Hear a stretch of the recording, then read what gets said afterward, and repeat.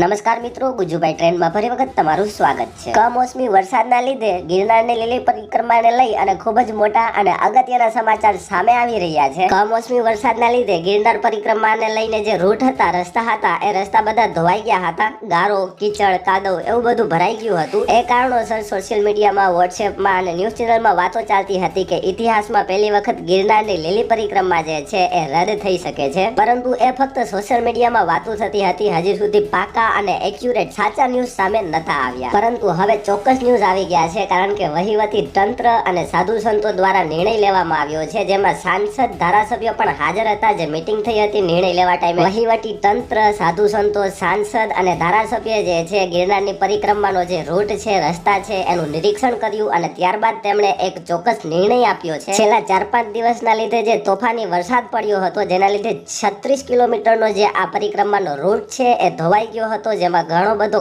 કાદો, કીચડ જામી ગયો હતો અને ચાલી શકાય તેવી પણ પરિસ્થિતિ ના હતી, જેના લીધે આ નિર્ણય લેવો ખૂબ જ જરૂરી બન્યો હતો। અને મિત્રો, સાંસદ, ધારાસભ્ય, વહીવટી તંત્ર અને સાધુ સંતોએ નિર્ણય એ લીધો છે કે ગિરનારની લીલી પરિક્રમા જે છે તેને સ્થગિત કરવામાં આવી છે। આવું ઇતિહાસમાં પહેલી વખત હશે, કારણ કે દર વર્ષે લાખો લોકો જે છે ગિરનારની લીલી પરિક્રમા કરતા હોય છે, પરંતુ આ વખતે જે છે સામાન્ય પબ્લિક માટે ગિરનારની પરિક્રમા જે છે એને સ્થગિત કરવામાં આવી છે। જ્યારે સાધુ સંતો છે તે પ્રતિકાત્મક રીતે પરિક્રમા કરશે। આ નિર્ણય લેવા પાછળનો સૌથી મોટો કારણ એ છે કે ત્યાં ઇમરજન્સી સેવા અને જે આ ભોજનાલયને સેવા આપતા લોકો જે છે ગાડી લઈને જાય તો ફસાઈ શકે છે, અને વૃદ્ધોને જો કોઈ ઇમરજન્સીની તકલીફ હોય તો એવા કેસમાં જે છે સારવાર પૂરી ના પાડી શકે, રસ્તેથી ત્યાંથી વાહન ના વટી શકે, એટલા માટે થઈને આ નિર્ણય લેવામાં આવ્યો છે।